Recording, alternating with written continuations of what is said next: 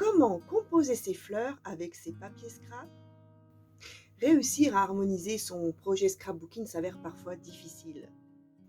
Mais quand on n'arrive pas à coordonner la couleur de ses fleurs à celle de sa collection de papier, c'est le casse-tête. Aujourd'hui, je réponds à cette question. Bonjour, je suis Marilyn alias Marie-Lily Rose fait des cartes sur la toile. Je suis une passionnée de scrapbooking et plus particulièrement par la carterie. Bienvenue sur ma chaîne où je partage avec vous mon savoir-faire pour réaliser des cartes originales et élégantes. Mais aussi les dernières collections de papier, tadam, que vous pouvez retrouver sur ma boutique en ligne scraperie.fr. Et pas que. Mais aussi mes techniques, mes coups de cœur et mes bêtises. Bah oui, parce que j'en fais quand même pas mal. Tout ça dans la joie et dans la bonne humeur, alors viens avec moi réaliser tes cartes. Dans cette vidéo, je partage avec toi mon astuce. C'est parti!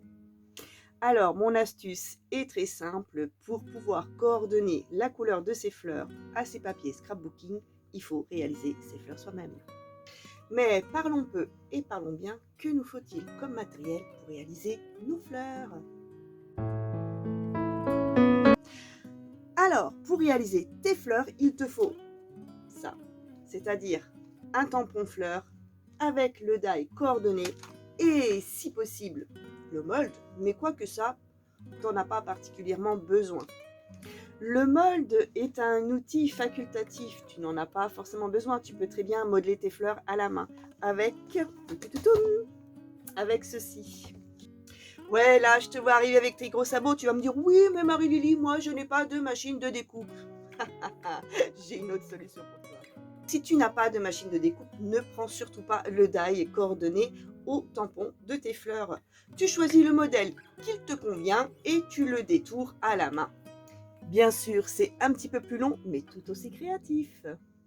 Donc, tu as compris que tu as besoin de ces deux éléments-là, c'est primordial. Et si tu ne veux pas prendre le moule pour pouvoir modeler tes fleurs, automatiquement avec ta Big Shot, il te faut ceci.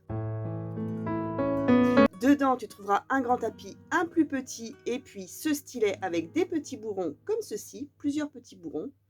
Mais si tu n'as pas ces outils-là, tu peux prendre un tapis de souris et un stylo comme ça.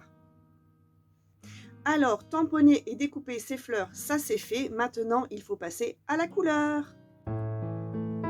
Alors, pour coloriser tes fleurs, il te faut des encres. Et oui, bien sûr, il te faut des encres, mais pas n'importe quelles encres. Personnellement, j'utilise les Stampin' Up et les Distress Oxide. Franchement, elles sont top.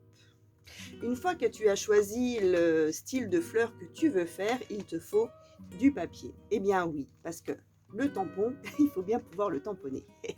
Ça paraît logique, mais c'est tout bête. Enfin bref, moi j'utilise du papier Bristol. Voilà, c'est tout simple, on en trouve en grande surface. Je prends donc du papier extra blanc en 205 grammes et le résultat est super.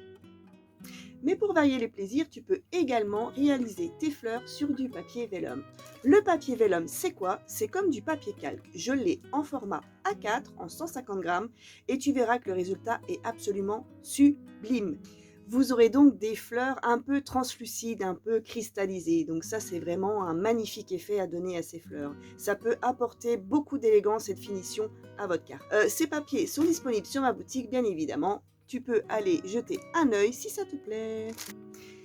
Et oui, vous l'avez compris, faire ces fleurs, c'est déjà bien, mais leur donner une finition parfaite, c'est encore mieux.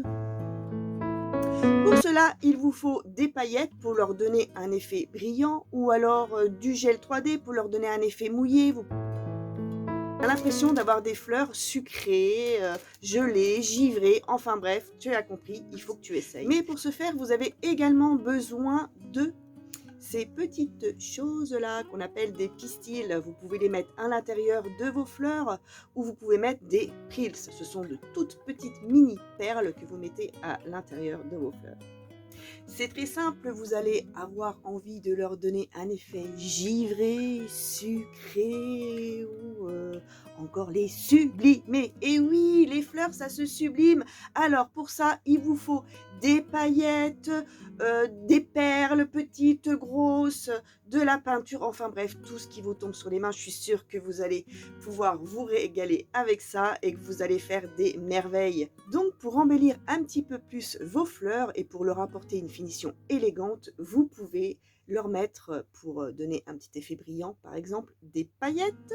Pour Noël, vous pouvez mettre de la fausse neige, vous pouvez mettre également des copeaux, mais vous pouvez apporter des petits embellissements comme par exemple des perles ou des sequins. Je suis sûre, les filles, que vous allez redoubler d'imagination pour pouvoir embellir vos fleurs. Voilà les filles, vous l'avez compris, faire des fleurs, c'est toute une histoire et tout un art, mais vous allez y arriver, j'en suis certaine. Avec tous les petits conseils et le matériel que je vous ai indiqué, vous ne raterez plus vos fleurs. Ou pas. Ah non, je plaisante. Bien sûr, vous allez vous éclater à les faire, vous allez adorer les faire et vous verrez que vos projets vont prendre une autre dimension. Pour ma part, mes fleurs sont déjà réalisées. Je vous invite donc à visionner ma précédente vidéo où je vous montre en pas à pas comment réaliser ces coquelicots, oui, ceux-là. Et maintenant que l'on a vu comment réaliser ces fleurs en fonction de ces papiers scrapbooking, je t'invite à me dire comment toi, tu agrémentes les tiennes. Pour cela, c'est facile, il te suffit de partager tes fleurs fraîchement réalisées avec le hashtag réaliser ses fleurs.